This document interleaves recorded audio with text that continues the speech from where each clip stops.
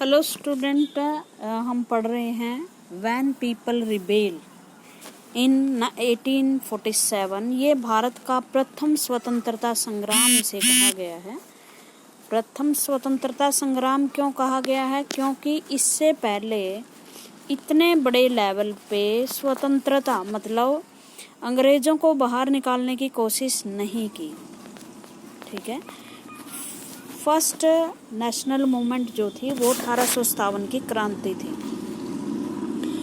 अब आपने पिछले चैप्टर्स में देखा कि किस तरह से अंग्रेजों ने जो नई नई नीतियां, सिस्टम, पॉलिसीज, कानून बनाए, वो जो भारत के आम लोग हैं उनके लिए मुश्किल हो गया। सबसे बड़ी मुश्किल तो थी राजाओं को लेकर। छोटे छोटे राज्यों में राजा राज करते थे और जो है अंग्रेजों ने उन्हें हरा हरा कर उनके राज्य छीन लिए।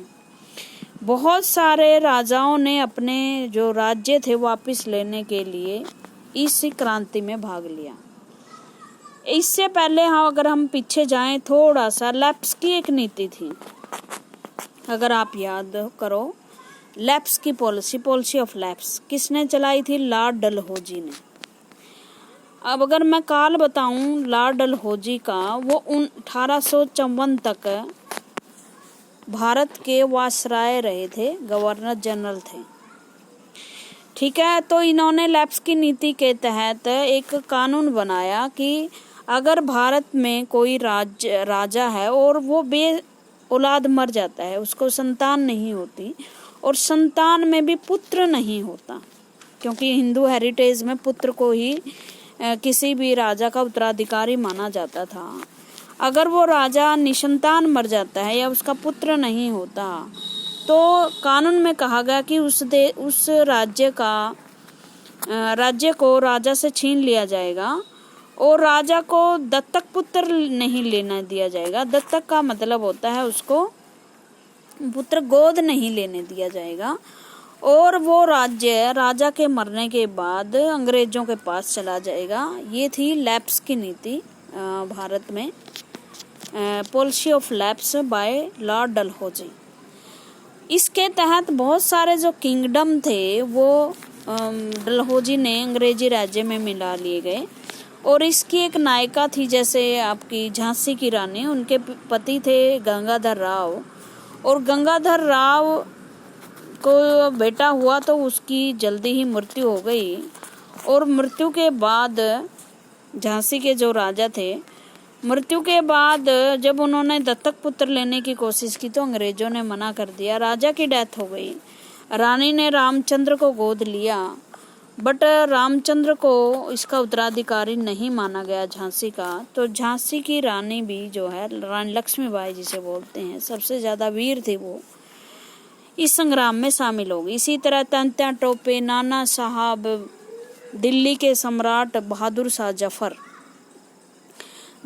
शाह जफर उस टाइम में अंतिम मुगल शासक थे। बहादुर शाह द्वितीय भी बोलते हैं इनको। ये लास्ट मुगल सम्राट थे और लास्ट मुगल सम्राट के रूप में इनका शासन सिर्फ दिल्ली तक ही था। और अंग्रेजों ने कहा था कि भाई इसके बाद इसकी किसी भी संतान को हम राजा नहीं बनने देंगे, बस बहादुर शाह जफर को ही राजा रहेगा। तो 1857 की क्रांति में जब सैनिकों ने विद्रोह किया तो राजा बहादुर शाह जफर को क्रांति का नेता बना दिया। बाद में बहादुर शाह जफर को पकड़कर जेल में डाल दिया गया, रंगून भेज दिया गया था, जो म्यांमार की राजधानी है। ठीक है। और वहीं उनकी डेथ हो गई 1862 में। सारे जो उसके बेटे थे उनको पकड़कर मौत के घाट उतार दिया गया था। अब राजाओं की तो ये समस्या थी, जमींदारों की ये समस्या थी कि जमींदारों पर जो रेत बाड़ी परमानेंट सिस्टम, इसके तहत बहुत सारे टैक्स लगा दिए थे। किसानों की समस्या ये थी कि जो नील वगैरह की खेती थी या प्लांटेशन थी या टैक्स सिस्टम था, वो बहुत ऐसा जटिल था कि किसानों की सारे आय के साधन अंग्रेजों के पास चले जाते थे। उनके पास इतना भी नहीं बचता था कि वो अपने परिवार का पालन पोषण कर सके।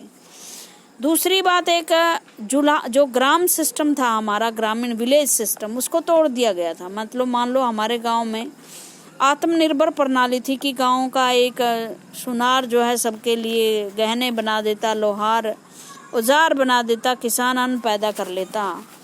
लेकिन जैसे जुलाहे वगैरह थे, शिल्पकार थे, जुलाहों को कहा गया कि आप हमें ही सामान बेचिए।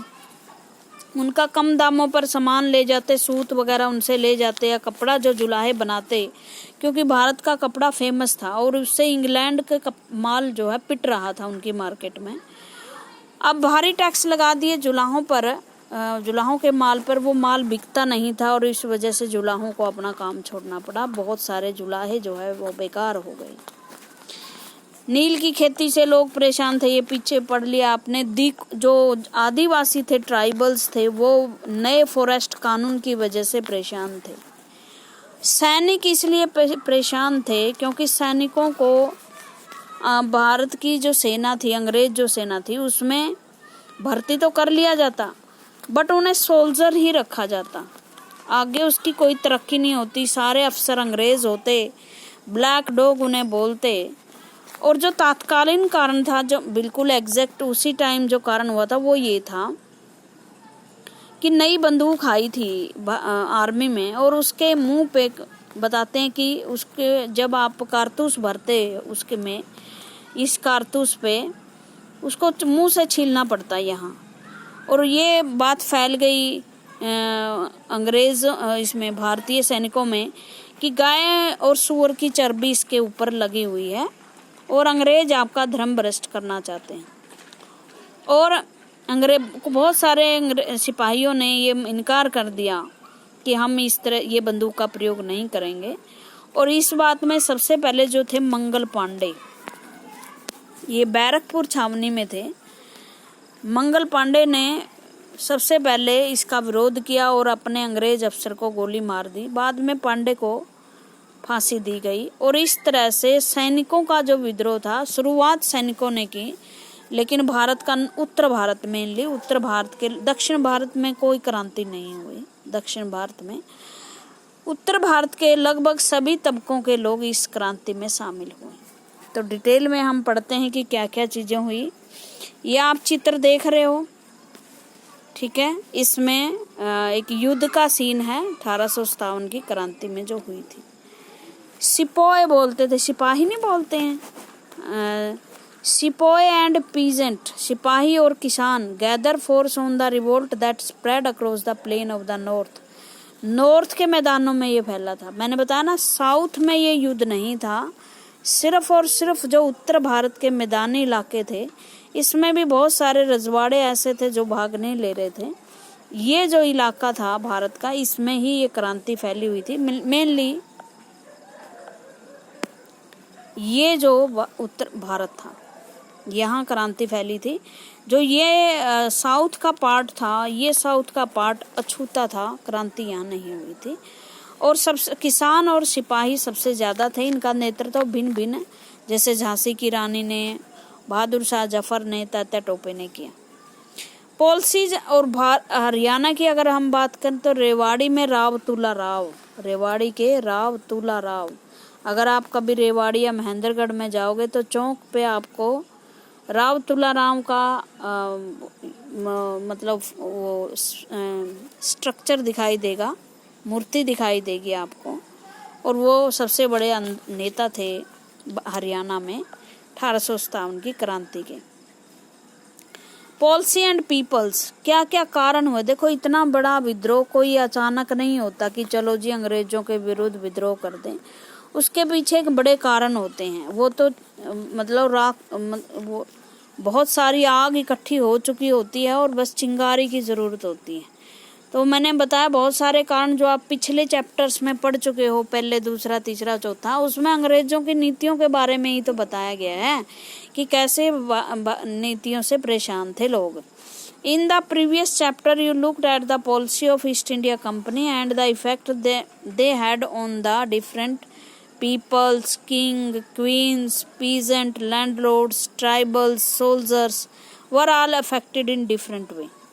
आपने पढ़ा होगा कि ईस्ट इंडिया कंपनी में भिन्न भिन्न वर्गों के जो लोग थे हर तरह से प्रभावित है। जैसे राजा अपने राज्य छीनने के वजह से, रानी उनके राजा के मरने के बाद अपने बेटों के राज के लिए, किसान, जमींदार, ट्राइबल, सोल्जर सब भिन्न भिन्न तरीके से प्रभावित थे। You have also seen how people resist policies and action that harm their interest and go against their sentiments.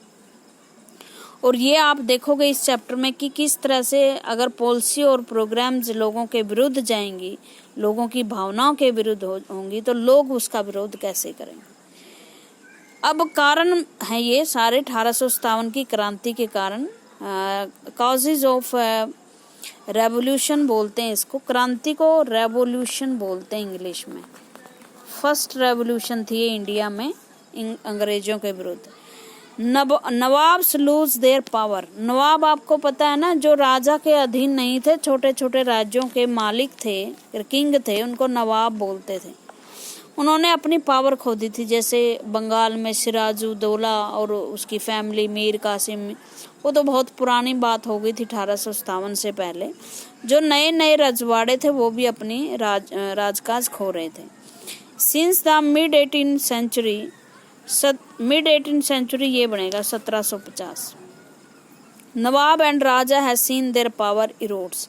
राजाओं नवाबों ने देखा कि उनकी पावर खत्म होती जा रही है। देखो पहले तो यही राजा अंग्रेजों की चाल समझ नहीं पाए, इसलिए उन्होंने एक दूसरे के विरुद्ध साथ देके अंग्रेजों का हरा दिए। जैसे टीपू सुल्तान को हरवाया या सिराजुद्दौला को। लेकिन बाद में उनको ये तो था ही, अंग्रेज किसी को भी अपने अंडर सुप्रीम पावर में रहने थोड़ी नहीं देंगे। एक समय ऐसा भी आएगा कि अंग्रेज उनकी भी पावर को खत्म करेंगे। They had gradually lost their authority and honour. वो धीरे धीरे अपनी अथॉरिटी मैंने सत्ता होती है और अपना सम्मान, रिस्पेक्ट जो लोग करते थे वो खो रहे थे। एक टाइम राजा होते, अगले टाइम उनका राज छीन लिया जाता, तो कौन सम्मान करेगा। रेजिडेंट हैड बीन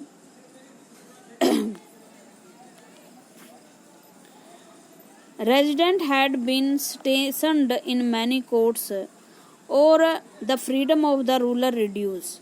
जो राजा थे उनकी स्वतंत्रताएं छीन ली गई थी। रेजिडेंट का मतलब, आप अगर आपको याद हो, एक रेजिडेंट रखा जाता था अंग्रेजों की तरफ से कि भाई आप हमारे रेजिडेंट को अपने उसमें रख लो, सेना की टुकड़ी रख लो, और हम ये रेजिडेंट बताएगा कि आपको क्या काम करना है। जैसे अवध के नवाब ने सबसे पहले अपने यहाँ रेजिडेंट रखा था। तो धीरे धीरे इस रेजिडेंट ने बिल्कुल स्वतंत्र रूप से काम करना शुरू कर दिया, राजाओं के विरुद्ध काम करना शुरू कर दिया, उनकी आर्मी को खत्म कर दिया, राजाओं की आर्मी को, और टैक्स वगैरह के सारे काम अपने हाथ में ले लिए। राजाओं की पावर खत्म हो गई।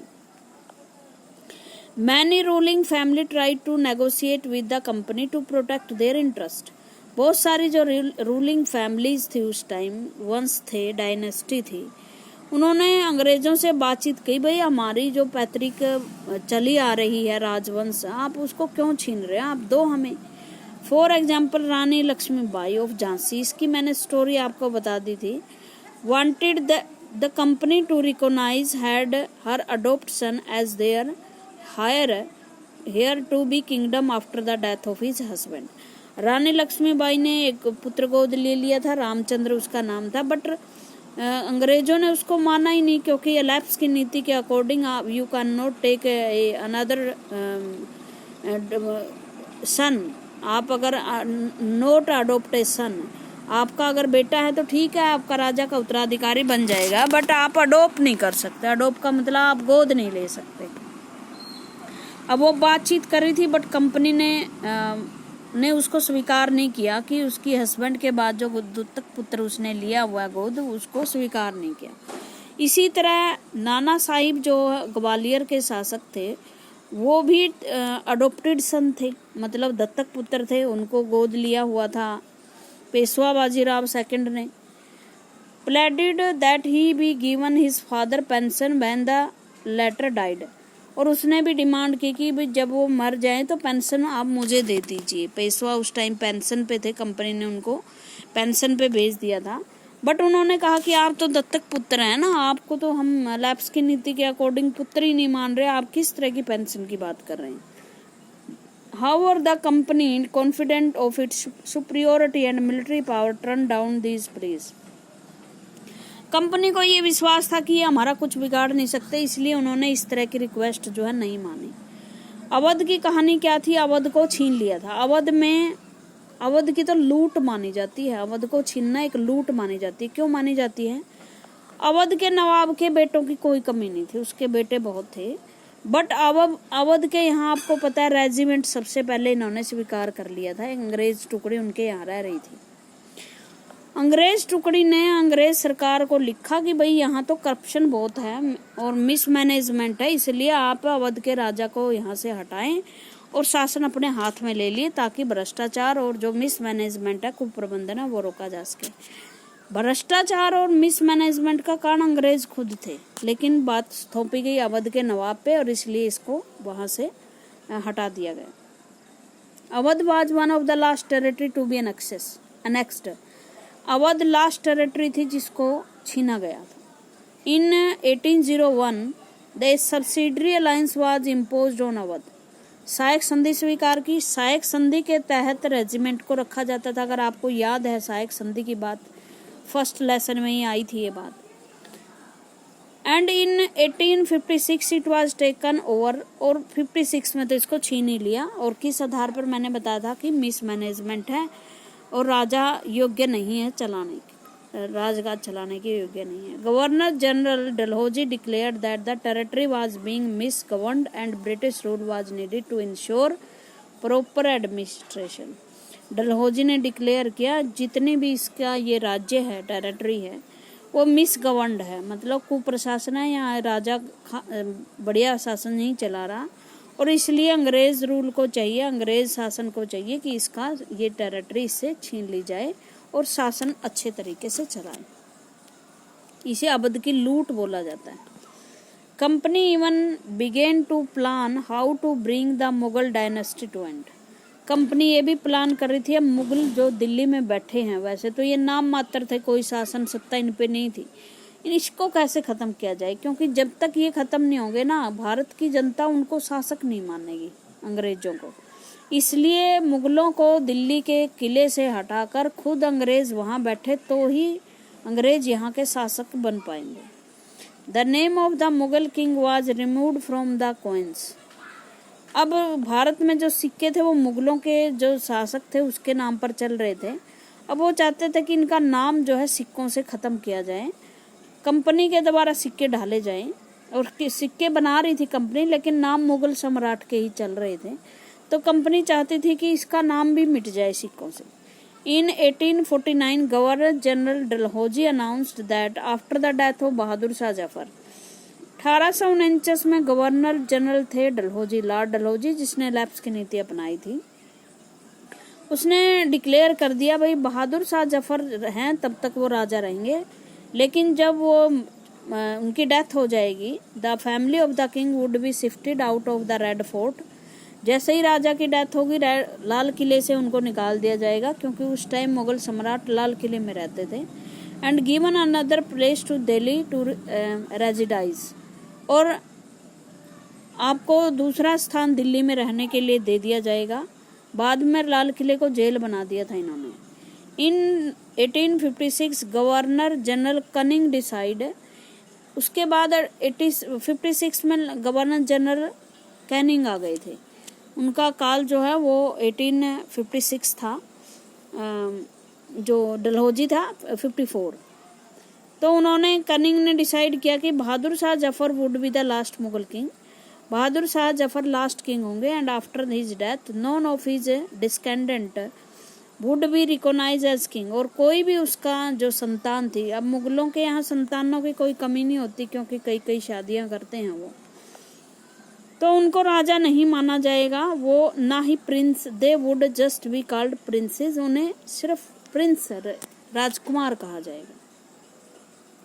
तो ये बहुत सारे कारण थे, बाकी अगले वीडियो में पढ़ेंगे। Thank you.